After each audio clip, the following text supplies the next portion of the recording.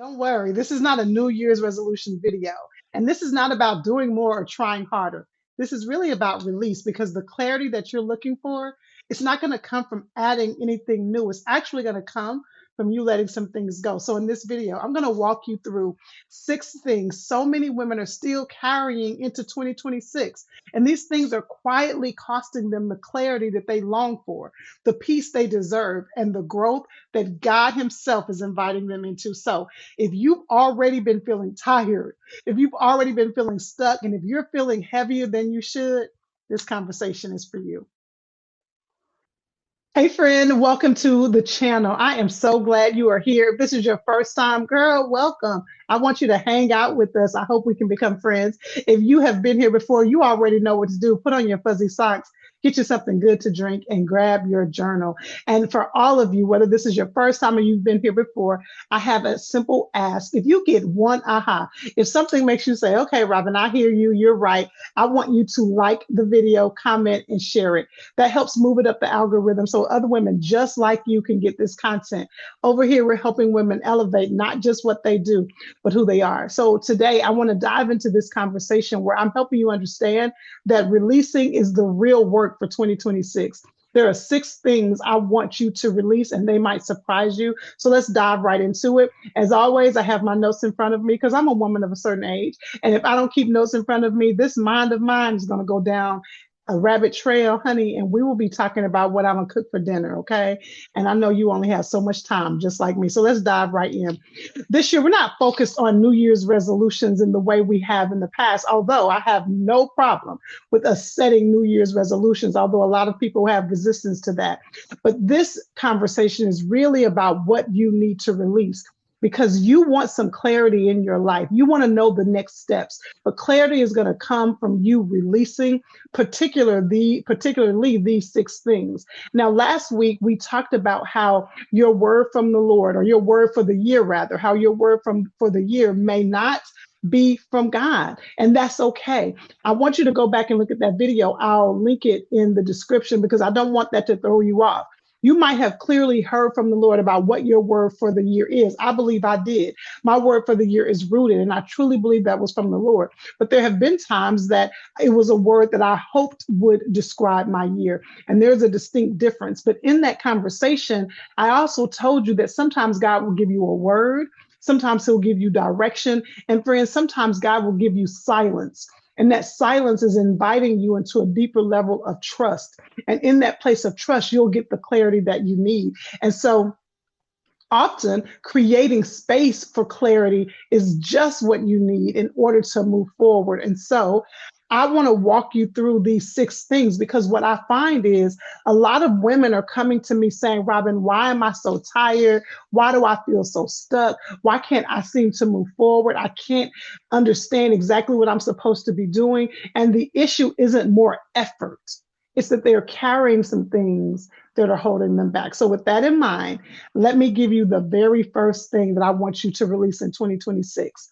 I want you to release internalized dream killers. See, I told you you were going to be surprised at these 6. I want you to release internalized, hear that word, internalized dream killers, friend.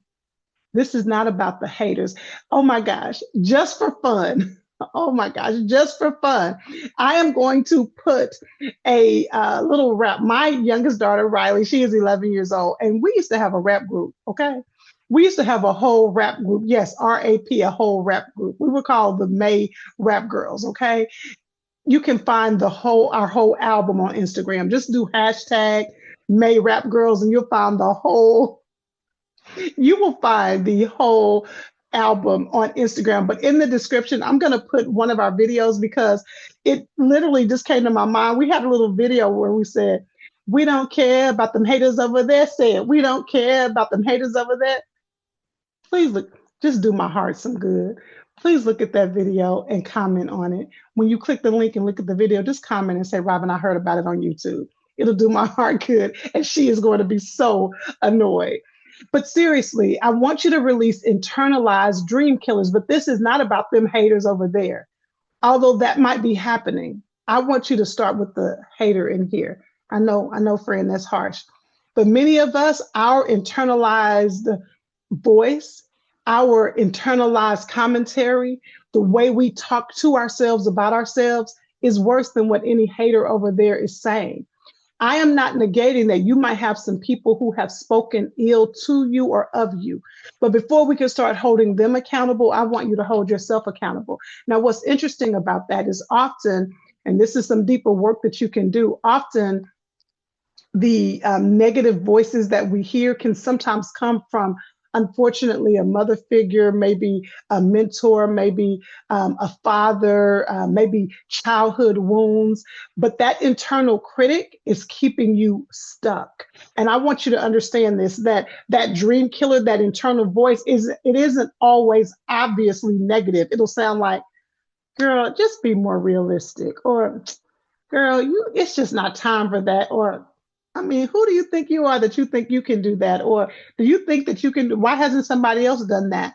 It will sound almost responsible if you're not careful. And see, you're on the lookout for a overtly negative voice, and you're ignoring the way that subtle voice is causing you to second guess yourself. So I want you to hear this.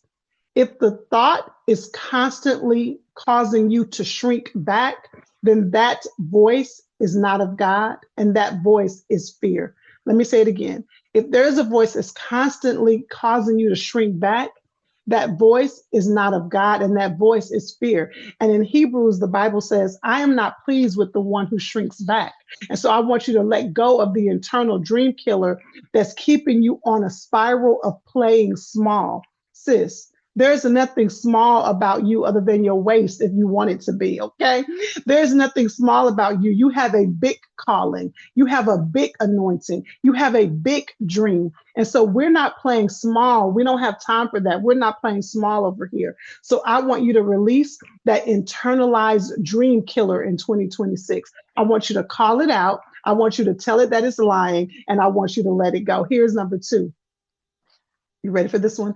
I want you to release blame that is being disguised as an explanation. Yes, I'm going to explain what I mean, but I want you to release blame that's being designed or has been disguised as an explanation. And this one is very sneaky because it can sound very articulate and it can sound very reasonable. In other words, that blame that's keeping you stuck, it sounds like insight, but it's really keeping you from owning your own responsibility for your life. And you are so busy blaming what happened or blaming them or blaming that situation that you're not taking personal responsibility for your life. So let me tell you again, I want you to release blame that's disguised as an explanation. You're explaining why you can't because of what happened back then, but that is simply an explanation that should no longer keep you stuck. I want you to understand what that can look like. It can look like still holding on to what happened when you were a child, blaming your parents for what happened, or blaming that ex that sabotaged you, or blaming a boss that didn't give you an opportunity. And hear me, this is where my clients and I tussle. Listen, one of my clients came on session recently, and she had a pretty serious situation that was going on. And she said, she came on and we talked through the whole situation. And because we've worked together for a long time, she keeps it real with me like most of my clients do. And she said, Robin, I was just waiting. I was waiting for you to challenge me. And you did not challenge me, girl. You let me just sit in it. I said, because baby, when it's time to sit in it, we're going to sit in it, right? Sometimes we need to sit in it. But that particular client, we tussle a lot because I'm often challenging her. And it's the way I'm challenging you. Yes, they tripped out. Yes, what they did was jacked up. Yes, that was disappointing. And we're going to call it that. But we can no longer allow that to continue to sabotage us. And so I understand that it was a major impact, and we're never going to deny that. If you need to sit in therapy for it, sit in therapy for it. If you need to cry about it, we're going to cry about it. If you need to journal about it, we're going to journal about it. Whatever we need to do. But here's the part we have to be honest about. If your story ends with that situation, you have outsourced your responsibility. Here is another way I often explain this, and I talk about this in the 3 principles. I'm giving so many resources today. I created a worksheet or a PDF that helps walk you through 3 powerful truths that we all need to know. And one of those principles that I walk you through is the fact that many times we're waiting for somebody else to come and make it right because of something they did, and they may not come back and make it right. So are you going to sabotage or hold your healing hostage waiting on them? Absolutely not. When blame becomes a problem, or when blame continues to be what we focus on, it keeps us from doing the next thing. We're going to acknowledge and then we're going to release. Remember what this principle is. We're going to release blame as an explanation. We're going to let it go, okay? Not let it go. I'm really leaning in here because I don't want you to shut down, because I got 4 more to share with you. So I'm really leaning in here. When I say let it go, I'm not saying not to deal with it. I'm saying we're no longer going to allow it to hold us hostage. You can honor what happened to you without letting it decide who you are going to become. Can I say that for you again? You can honor what happened to you without allowing what happened to you determine what you're going to become. Okay, friend, you ready to keep going? Take a deep breath. There are 4 more things we have to release in 2026. Here is the third one. Now, this one is going to take a little bit for me to explain, but we have to release fear-based decision making. We have to release fear-based decision making. Now, hear me. Fear is going to show up. It's not the issue of fear showing up. The issue is, what are we going to do with the fear when it does? Joyce Myers wrote a book that was so good. She called it Do It Afraid. Girl, I can't, I'm not going to put the book in the description, but Google it. Go to Amazon. It's called Do It Afraid. It is so good because fear is going to show up. It is what you do when the fear shows up. And so many of us are making fear-based decisions. One of the reasons we are, raise your hand if you have decision fatigue. If you have decision fatigue, just comment me in the comment section. The random person going through YouTube won't even know what you're talking about when you say me. Only your fellow sisters who are watching this video will know what you're talking about when you put me. Put me in the comment section if you have decision fatigue. And what happens, every decision begins to feel heavy. And then you start to fear that you're going to mess up. And so now you're making decisions from a place of exhaustion and not from a place of clarity. And so we have to release fear-based decision making. That's why you hear me talk all the time about pausing and paying attention. That's not just a cute slogan. I tell you that because I want you to take a deep breath so that you can pause. Keep your mind from swirling, move away from the exhaustion so that you can make clear decisions that are not rooted in how tired you are. And here's another level of fear-based decision making. It also happens when we are so consumed with the outcome. It has to be just right. Am I enough? Am I going to do it right? Do I measure up? Is this going to be okay? Are they going to be okay? We are so consumed with the outcome, it keeps us from being able to make a clear decision. And so we have to be honest that when we get so consumed with the outcome, I'm really talking to myself, my God, when we get so consumed with the outcome, we're no longer trusting the God of the outcome. I'm going to leave you alone because I want me to leave myself alone. So I'm going to go on to number 4. Let's just move on. Somebody say move on in the comments. Move on. Here's number 4.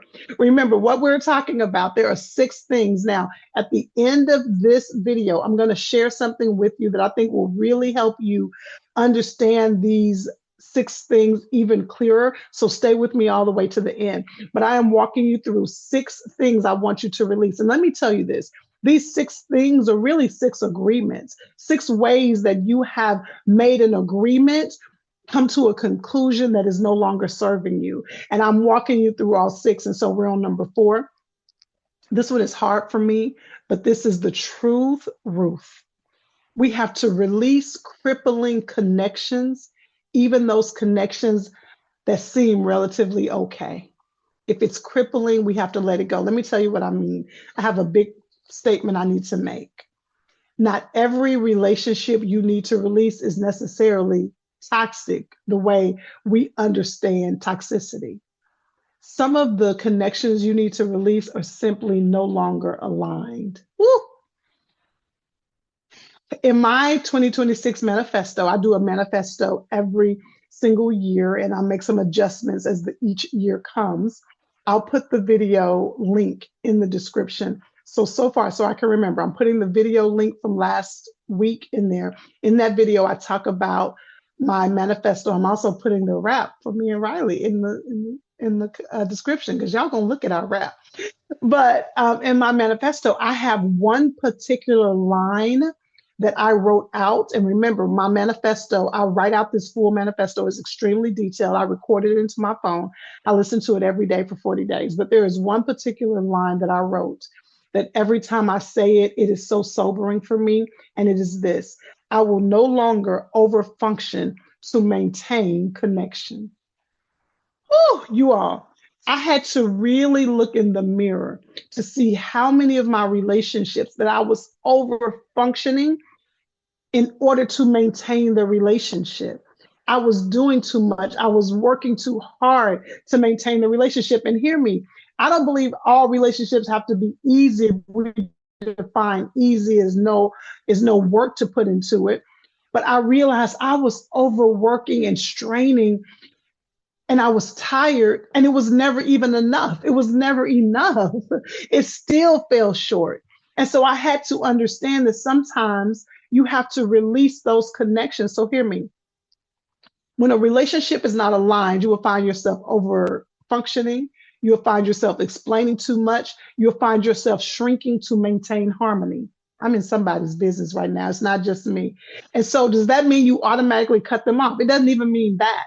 But if it can't be healed, if it can't be resolved, if there's no clarity, if there can't be a mutual benefit in the relationship, if there's no grace, if there's no forgiveness between both of you, because often, over here, we don't just point the finger, we look in the mirror to see ourselves. And so if you both can't accept healing, if you both can't have resolve, if you both can't have clarity, if you both can't understand how this relationship is mutually beneficial, if you both can't show grace, if you both can't show forgiveness and you're at a stalemate, then it may be time to release. And I'm talking about platonic friendships. I'm even talking about maybe a working relationship. And even, I don't play about marriage, but in marriage, you may need to rush to marriage therapy if this sounded very familiar to you.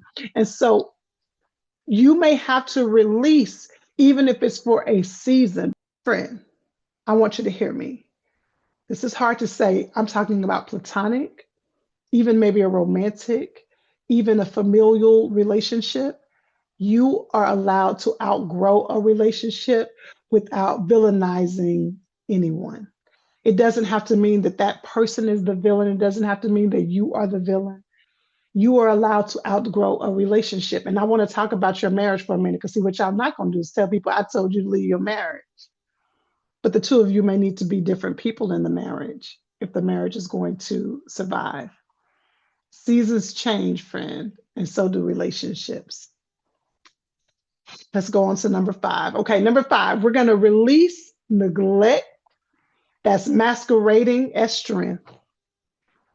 We're going to release neglect that's masquerading as strength. Let me tell you what I mean. I want you to take a deep breath. Come on. Burnout isn't a scheduling issue. It's a boundary issue. Let me say it again. Burnout isn't a scheduling issue. It's a boundary issue. In other words, I want you to understand it is not honorable for you to wear your martyr cap as if it's a badge of honor. I want you to understand that there is no award given out for the person who worked herself to death. I want you to release self-neglect that's masquerading as strength. Listen, your identity is not, and it should not be rooted in how willing you are to be worn out. I got to repeat that. Your identity is not or should not be rooted in how willing you are to be worn out. Self-care is stewardship. It is honoring your health emotionally, spiritually, physically. You do not get extra credit for running on empty. I want you to hear me when I say this, friend. This is for all my church ladies. Jesus himself rested. Surely we should be modeling ourselves after him. Girl, I'm almost done. Here's the last one. I want you to release perfectionism that pretends to be excellence. I want you to release perfectionism that tends to be, or that pretends to be excellence. Hear me. Perfectionism isn't high standards. Operating with high standards, that's not perfectionism. High standards is excellence, right?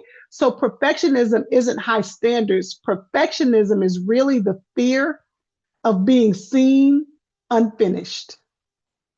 You can't tolerate, you can't risk, you can't imagine the idea of every T not being crossed and every I not being dotted. Listen, some of the women I work with have a hard time accepting this concept when I tell them this, but I tell them you don't have to be at the top of the class in every area of your life. Can I say that to you? You don't have to be at the top of the class in every area of your life. Listen, you may not get top of the class at how well you cook dinner every night. You may not get top of the class the fact that there's never any dishes in your kitchen sink. You may not get top of the class that you wash the clothes and you fold them and you put them up on the same day. You may not get top of the class that you led every project at work. You may not get top of the class that every time the pastor said, don't tell my husband I said this, but every time the pastor said he needed something, you showed up. Some things you got to accept. I'm okay with getting a B in this. And can I give you a real example? When it comes to motherhood, there are certain things that I'm not willing to compromise on. Those are the things that I want to get an A+ on. So there's some other areas as a mother, I might be getting a C-. I have never been to my daughter Reagan has PT since she tore her ACL in September of 2025. So she goes to PT. I have never, not one time, been to the PT, not one time. If somebody asked me how to get there, I couldn't tell you. I'm getting a C in that, and I'm okay because, baby, there's some areas that I'm getting an A that her father can't even touch. There's some ways you might have to be okay with getting a C. One of my best friends often says, and I've stolen it from her, there's some things that I can't delegate, so the things that I can, I will. So hear me. Perfectionism is really the fear of being seen unfinished. And in this season, there are some doors that you have to walk through boldly. You have to be seen, but growth requires visibility. Watch this. And perfectionism keeps you hidden. There are 3 things that I've often taught about perfectionism, and it is this, that perfectionism sabotages growth, that it suffocates confidence, and it stifles your creativity. And ain't nobody got time for that, sis. Ain't nobody got time for that. All right, friend, those are the 6 agreements that many of us have made, and I want us to release them in 2026. I hope I made it a little funny for you throughout the time, but this is really a serious matter. Shout out to all my sorority sisters. And if you really want to understand these 6 agreements a little bit more, if you watch this video and you're like, Robin, okay, I got it, but you want to sit with it a little bit more, I decided to create a very short audio that walks you through all 6 of these agreements with a prompt question for you to sit with. And you can listen to this while you're washing dishes, while you're folding the laundry, while you are driving to that high-powered meeting that you have. You can watch this on the go, but it is a 5-minute audio where I give you all 6 again. I take out all the extra conversation that we've had, and I give you a prompt question to sit with so that you can really reflect on these, so that your 2026 can be freed from these 6 agreements. So if you'd like that, just click the link below. You will see where it says the information is available. Just click that link below and I'll make sure that I get that to you, because I want to make sure that you release these 6 agreements so that you can live the life you've always longed for, starting this year. All right, friend, that's it. If you got a takeaway, can you comment? Can you share the video? Remember, over here, we're helping you elevate not just what you do, but who you are. I'll talk to you soon.